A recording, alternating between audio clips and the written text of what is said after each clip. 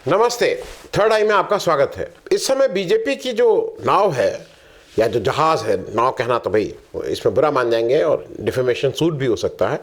BJP का जो जहाज है, बड़ा जहाज है, लेकिन वो समुद्री जहाज में कुछ गड़बड़ हो गई है, क्योंकि जो उसके साथी सवार थे वो एक एक करके उसका साथ छोड़ रहे हैं और बीजेपी के लाख कहने पे भी उसमें कोई नई सवारी मिल नहीं रही है।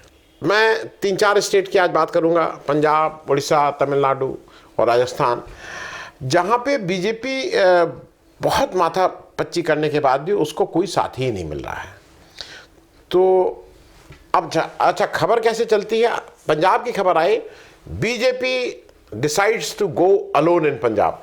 अरे भाई, you tried your best to get Shiromani Akali Dal, वो आए नहीं आपके साथ कोई चलने को नहीं तैयार है भाई। अब पंजाब का थोड़ा समझ लीजिए कि क्या हुआ है। शिरोमणि अकाली दल और बीजेपी का आज का नहीं है, पुराना संबंध है, मतलब जन्मों जन्मों का साथ था। 1998 से जब से एनडीए बना, जब एनडीए आया वजूद में, उस दिन से पहले, जब एनडीए के पहले चुनाव 1998 के चुनाव से बीजेपी और शिरोमणि अकाली दल का गठबंधन पंजाब में लगातार काम कर रहा था। मोटे तौर पे जैसे पंजाब की जो बात थी, मैं 1998 की बात करूं तो 8 सीट पे अकाली दल, 3 पे बीजेपी, 1 पे जनता दल, 1 पे इंडिपेंडेंट। बीजेपी जनरली 3 सीट पे लड़ता रहा है वहाँ, और 1998 में इनका एक्सीलेंट परफॉर्मेंस भी था। 8 में 8 शिरोमणि अकाली दल, बीजेपी 3 में 3। और बीजेपी जब भी एनडीए के पार्टनर होकर वहाँ लड़ रही थी तो बीजेपी का परफॉर्मेंस हरदम अच्छा रहा है। 99 में 3 में 1 सीट जीती, 4 में 3 में 3 जीती, मतलब दे कंसिस्टेंट थे। अभी 2019 के इलेक्शन में भी 10 सीट पे अकाली दल लड़े थे और 3 सीट पे बीजेपी थी। अकाली दल 10 में 2 में जीते, बीजेपी 3 में 2 में जीती। ये बात मैं इसलिए कह रहा हूं कि पंजाब एक ऐसी स्टेट थी जहां बीजेपी को अकेले नहीं लड़ सकती है। बीजेपी अकेले लड़ेगी तो उसका कोई वजूद नहीं है। इधर पंजाब की राजनीति में एक चेंज और ये हो गया कि वहां पे पहले जैसे कांग्रेस वर्सेस अकाली दल हुआ करता था मुख्य रूप से, अब अकाली दल की ताकत घटी। कांग्रेस जो रूल कर रहा था विधानसभा, उसको बाहर किया, और उसको बाहर छोटा मोटा नहीं किया, उसको बाहर बिल्कुल ठीक से एक डिसाइसिव मैंडेट लेके आम आदमी पार्टी ने उसको विधानसभा से बाहर किया, कांग्रेस को। तो अब वहाँ जो 1 नंबर की पार्टी अगर विधानसभा में देखें तो वो आम आदमी पार्टी है, 2 नंबर की पार्टी कांग्रेस है, 3 नंबर पे शिरोमणि अकाली दल, 4 नंबर पे बीजेपी। और अगर आप लोकसभा देखें तो 1 नंबर की पार्टी वहां पिछले 2019 के इलेक्शन के हिसाब से कांग्रेस है। विधानसभा के बारे में भी एक चीज मैं ये बता दूं, ये अब मतलब काफी दिन हो गए, क्योंकि जो अभी विधानसभा का इलेक्शन हुआ उसमें आम आदमी पार्टी मतलब ने सरकार बनाई और मुख्य विपक्षी दल कांग्रेस, और उसके पहले जो इलेक्शन हुआ था उसमें कांग्रेस ने सरकार बनाई थी और मुख्य विपक्षी दल आम आदमी पार्टी था। यह ध्यान रखिएगा कि पंजाब की राजनीति में इस समय जो 1-2 नंबर की लड़ाई है वो कांग्रेस और आम आदमी पार्टी के बीच की है। 3 नंबर पे अनडाउटेडली शिरोमणि अकाली दल है और बीजेपी 4थे नंबर पे आ रही है। अच्छा, अब ये बताइए, 4थे नंबर के आने वाली पार्टी जो केंद्र में जिसकी सत्ता हो, 50 तरह के प्रलोभन देने की स्थिति में हो, किसी को भारत रत्न, अगर चरण सिंह जी को भारत रत्न दिया सकता था तो बहुत से ऐसे लोग हैं जिनको भारत रत्न भी पंजाब में दे के शिरोमणि अकाली दल को अपने साथ ला सकते थे, लेकिन नहीं ला पाए। अब आप पूछिए कि कारण क्या है? बहुत स्पष्ट 3 कारण हैं। पहली चीज यह है कि शिरोमणि अकाली दल अपने को कह रहा है एंटी किसान पार्टी के साथ अपने को अलाइन नहीं कर सकता है। वहाँ पे बीजेपी की छवि यह है कि जब किसान आंदोलन हुआ था, 700 से ज़्यादा किसान मरे थे, उस समय हमारे प्रधानमंत्री जी ने कहा था कोई मेरे लिए थोड़ी मरे हैं। तो उनकी बीजेपी की एंटी किसान छवि है। अब वो एंटी किसान छवि पंजाब के बाहर नहीं ट्रेवल करे वो अलग बात है, लेकिन पंजाब में उनके एंटी किसान हैं, किसानों के प्रति कोई हमदर्दी नहीं है। और जिस तरह से अभी रिसेंट के किसान आंदोलन में रोका गया किसानों को, वो भी उनको याद रहेगा, जिस तरह से आंसू गैस चलाई गई इत्यादि इत्यादि। दूसरा एक जो मुझे बड़ा कारण जो मेरी समझ में है, वो एक बीजेपी की एक आदत है हर एक को नेम शेमिंग की, कि अगर मैं नीली शर्ट पहना हूं और बीजेपी वो नीली शर्ट जो पहनते हैं वो ये होते हैं, राष्ट्रद्रोही होते हैं, वो खराब आदमी। तो बीजेपी उसी रॉ में बीजेपी सरदारों को जो एक खालिस्तान का टैग लगाने में उसको बहुत जल्दी होती है। एक सर्टिफिकेट बीजेपी क्या है, सर्टिफिकेट बहुत जल्दी से दिया जाता है, खालिस्तानी खालिस्तानी, मुसलमानों को पाकिस्तानी पाकिस्तानी। तो वो शायद it is working against BJP, क्योंकि सिखों में एक कहीं ना कहीं अंडरकरंट है कि बीजेपी बार बार मुझे सर्टिफिकेट देती है खालिस्तानी का। तो वो एक गुस्सा भी है, और उसकी वजह से शिरोमणि अकाली दल जो पूरी तरह से खालसा पंथ के पॉलिसी पे चलती है, उनके जो मुख्य ध्येय हैं उससे अपने को अलग नहीं करती है, माइनॉरिटीज़ की बात करती है। शिरोमणि अकाली दल में जिस तरह का मुसलमानों के प्रति जो बीजेपी बोलती उस तरह की बात नहीं है। उसने अपने को दूर रखा कि भैया तुम हमें से दूर रहो, क्योंकि तुम्हारे चक्कर में तुम हमें भी ले डूबोगे। और एक और कारण यह है कि बीजेपी के पास अपना कुछ नहीं है वहाँ। वो अभी रिंकू जी ज्वाइन कर लिए हैं तो आम आदमी पार्टी के हैं, सुनील जाखड़ जी जो हैं बलराम जाखड़ साहब के लड़के, वो तो कांग्रेस, पुराने कांग्रेसी को उन्होंने तोड़ के ले आए हैं। तो वहाँ पे भी वो बीजेपी मोदी की बीजेपी नहीं है, वो कांग्रेस की बीजेपी है। तो इसलिए भी एक कारण है कि शिरोमणि अकाली दल ने अपने को डिस्टेंस किया है उससे। और ये अजीब सी बात है कि बीजेपी को कोई मिला नहीं उससे, और 98 से चला हुआ वो मामला, अब कोई पार्टनर नहीं मिला। अब उड़ीसा पे एक नज़र डाल लें।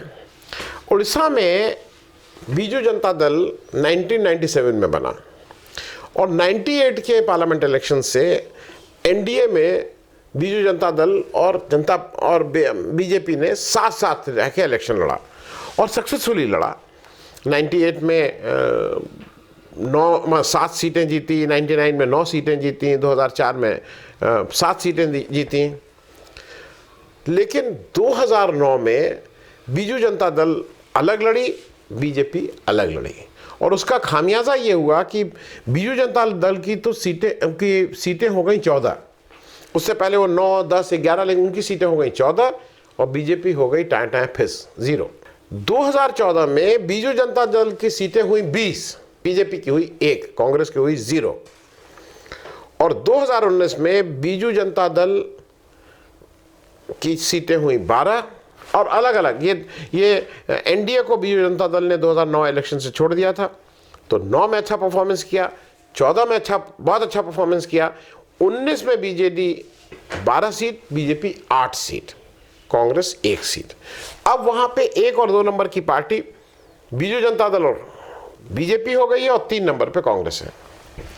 इस समय जब मोदी जी का नारा आया था कि अब की बार 400 पार, तो मोदी जी का डेस्परेशन ये था कि किसी तरह से कुछ पार्टनर्स को हम लोग जोड़ लें जो कम से कम एनडीए में पहले से रहे, प्री पोल अलायंस रहे। नहीं तो बीजू जनता दल, नवीन पटनायक साहब और वाईएसआर कांग्रेस, ये 2 का बिल्कुल ठीक रवैया। और नॉर्थ ईस्ट की काफ़ी पार्टीज हैं, लेकिन वो चूंकि कहीं 2 सांसद हैं, कहीं 1 सांसद है, लेकिन ये 2 जगहों पे उड़ीसा और आंध्र प्रदेश अभी तक ये, और काफ़ी हद तक तेलंगाना में जब तक बीआरएस जी का मतलब केसीआर चंद्रशेखर जी का राज था, जो पार्टी पावर में रहती है दिल्ली में, ये उसके साथ अलाइन होते हैं। तो बीजेपी का डेस्परेशन ये था कि किसी तरह से बीजू जनता दल इनके साथ आ जाए। खूब वार्ता हुई, खूब लंबी चौड़ी बातें हुई, लेकिन ये चीज़ समझ में आ गई है बीजू जनता दल को कि अब बीजेपी वो बीजेपी नहीं है जो 1998 में आपके साथ आके गठबंधन की थी। अब बीजेपी की भूख बढ़ गई है, उसका पेट बढ़ गया है, और वो जब उसको कोई और नहीं मिल रहा है तो अंत में वो अपने पार्टनर को ही खा के अपने आकार को और बड़ा करती है। इसके तमाम उदाहरण बीजेडी के सामने थे और शायद ये एक बड़ा कारण था कि उनके जो नए सर्वा हैं पेंडियन साहब के लाख चाहने के बाद भी पार्टी के प्रेशर के चलते बीजू जनता दल और बीजेपी का वहाँ गठबंधन नहीं हो पाया है और वहाँ पे बीजू जनता दल ने भी मना कर दिया कि वो इनके साथ नहीं लड़ेंगे।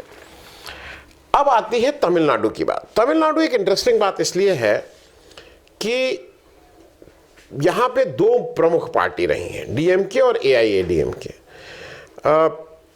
और दोनों की ताकत रही है। एक समय तो ऐसा था कि एक बार एआईएडीएमके, एक बार डीएमके, एक बार, लेकिन अगर लोकसभा इलेक्शन की बात करें तो ज़्यादा दबदबा वहाँ डीएमके का ही रहता था। और वहाँ पे पहले यूपीए या एनडीए होता था। यूपीए में एआईएडीएमके भी कांग्रेस की पार्टनर रह चुकी है और डीएमके भी कांग्रेस की पार्टनर रह चुकी है। उसी तरह से एनडीए में डीएमके भी कांग्रेस की पार्टनर रह, माफ कीजिएगा, बीजेपी की पार्टनर रह चुकी है और एआईएडीएमके भी बीजेपी के पार्टनर होकर उसने एनडीए बनाया है। तो दोनों पार्टी का ऐसा नहीं है कि उन लोग बीजेपी के साथ नहीं रहे हैं। 2004 से डीएमके और कांग्रेस का स्ट्रांग गठबंधन लगातार चल रहा है, मतलब 4, 9, 14, 19 4 इलेक्शन अब तक डीएमके के साथ कांग्रेस लड़ चुकी है। 14 में कांग्रेस को 10 सीटें आई थी, डीएमके को 16 में 16 आई थी, फिर 9 में डीएमके को 22 में 18 आई थी, कांग्रेस को 15 में 8 आई थी। 15 सीटें लड़ी थी। जब 15 में 8 बोल रहा हूँ तो 15 सीटें लड़ी थी। 2014 में भी ऐसी स्थिति रही और 2019 में 39 सीट में एआईएडीएमके जिस गठबंधन को लीड करता है उसमें 39 में से 38 सीट उस गठबंधन की आई थी। हालांकि अब उसका स्वरूप थोड़ा बदल गया है, वो यूपीए की जगह उसका नाम गठबंधन का दूसरा हो गया है। लेकिन एक चीज़ आपको और बता दें जो कि समझना और जानना ज़रूरी है, डीएमके जैसा परफेक्ट पार्टनर अभी तक मुझे इंडियन जो पॉलिटिकल हिस्ट्री में नहीं मिला है। वो अपनी कंसिस्टेंसी रखता है, वो अपने पार्टनर्स के ऊपर कभी उनके एक्सपेंस पे अपने को एक्सटेंड करने की कोशिश नहीं करता है। और ये मैं बात सिर्फ इसलिए कह रहा हूँ कि जब वो एनडीए में भी था या डीएमके लगातार 22 सीट अगर जीत रहा है, 22 से ऊपर, वहाँ 39 सीट्स हैं। इस बार भी वो 22 सीट पर लड़ रहा है, पिछली बार भी 22 सीट पर लड़ा था और बाकी 18 सीट पे वो 17 सीट पे वो अपने पार्टनर्स को देता है। तो वो उसको मैनेज करना बहुत आता है। हालांकि वो वहाँ पे ज़्यादा सीटें भी लड़ सकता है, लेकिन शायद गठबंधन धर्म को सबसे ठीक से डीएमके निभाता है। उसके पास करीब 9 पार्टीज का गठबंधन है जिसको वो लीड कर रहा है। वहाँ पे एआईएडीएमके इनके साथ हुआ करता था, पिछले 3-4 इलेक्शन से साथ है, लेकिन अब उसने भी हाथ जोड़ लिया। वो 2004 से, इनफैक्ट 2004 से लगातार बीजेपी और वो एनडीए के पार्टनर थे। 4 में थे, 9 में थे, 14 में थे, 19 में थे। 14 और 9 में एआईएडीएमके नहीं आया था, बीजेपी अलग से लड़ी थी, लेकिन अब उसने हाथ जोड़ लिया 2019 के बाद कि भैया अब तुम्हारे साथ हमारा नहीं चल सकता है। क्योंकि यहाँ पे भी वही पंजाब वाली बात है, तुम वोट तो चाहोगे तमिलियन का, लेकिन सबसे ज़्यादा गाली तुम सिंगल और क्या क्या बातें करोगे, क्या काशी विश्वनाथ और तमिल समागम और ये सब बातें करोगे। लेकिन जब बात आएगी तो एक झंडा, एक भाषा, एक निशान, ये सब की बातें करने लगोगे। वहाँ एक रवि जी को बिठा के तुम तमिलनाडु को उसका नाम भी चेंज करने की कोशिश करोगे। तो कहीं ना कहीं एआईएडीएमके को लग गया है कि अगर मैं बीजेपी के साथ रहता हूँ तो मेरा अपना वजूद खतरे में है। ये ऐसी पार्टी बीजेपी ने अपने को बना लिया है, एक ऐसे रूप में हो गई कि उसके जो पार्टनर्स हैं उनको ही लगता है कि भैया इनके साथ जाने से ये सोच लीजिए 2014 से 2024 में लोग कहते हैं ना मोदी जी का क्या अचीवमेंट। मोदी जी का ये अचीवमेंट कि आपके साथ आपका कोई भी पार्टनर विश्वास करने को नहीं तैयार है, आपके लाख डराने धमकाने के बाद भी वो आपके साथ आने को नहीं तैयार है, वो दूर से आपको प्रणाम करके बाहर निकल जा रहा है। आपको याद है ना मिजोरम में आपके जो चीफ मिनिस्टर हैं वो आपके एनडीए के पार्टनर आप कहते हैं ना, उन्होंने कहा था आइएगा मत विधानसभा चुनाव थे, हम आपके साथ शेयर नहीं करेंगे। सार्वजनिक रूप से बयान दिया था उन्होंने, कहा कि मोदी जी आप यहाँ मत आइएगा, हम आपके साथ शेयर नहीं करेंगे, आप दूर से ही दूर की दोस्ती अच्छी है। और चलते चलते राजस्थान की बात और कर लूँ, आप एक आदमी था आपका एक पार्टनर, हनुमान बेनीवाल, राष्ट्रीय लोकतांत्रिक पार्टी शायद RLP आपके साथ था, आप उसको भी नहीं रख पाते हैं। आपकी असल में आपकी अगर नज़र में कहीं बदनीयती हो तो जो और स्पेशली जो छोटा पार्टनर है, जो जूनियर पार्टनर होता है, वो हरदम सशंकित रहता है आपकी हरकतों से, और आपकी जो भी हरकत दूसरी स्टेट में भी हो रही है उस पर वो खास नज़र रखता रहता है। तो हनुमान बेनीवाल भी इस बार आपके साथ नहीं है। आप डरा धमका के आपने जो आपके पुराने पार्टनर नीतीश कुमार थे, किस तरह से आप उनको बिहार में लाए हैं और उसका क्या खामियाजा होगा ये आपको देखने वाली बात है। क्योंकि उस समय क्या हुआ कि अब आप LJP लोक जनशक्ति पार्टी भी पूरी तरह से आपके साथ नहीं है। आपका पुराना अलायंस जो महाराष्ट्र में शिवसेना था उसको भी आपने 2 में तोड़ दिया है। तो आप तोड़ मोड़ के अपने पार्टनर की कॉस्ट पे अपने को फैलाने का काम तो कर सकते हैं, लेकिन अब समय आ गया है कि जैसे धीरे धीरे लोग आप बीजेपी का असली चेहरा समझने लगी हैं ये पार्टीज, और अब जनरली पार्टीज इनके साथ जाने में परहेज कर रही हैं। तो देखिए, इन जो 4 मैंने राज्य बोले, इसमें 39 सीट का तमिलनाडु, 21 सीट का उड़ीसा, 13 सीट का पंजाब और 25 सीट का राजस्थान, 98 कुल होते हैं। और बीजेपी की अभी जो इलेक्शन हुआ उसमें 38 सीट्स थी, अगर मैं गलत नहीं हूँ, 35 थी। 24 राजस्थान, 2 पंजाब और 8 उड़ीसा, 35 सीट थी। अब इस बार वो 35 से गिर के 20 होंगी, 35 से गिर के 34 होंगी, ये तो आने वाला समय बताएगा, लेकिन 35 से कम होंगी ये तय है। थैंक यू सो मच, धन्यवाद।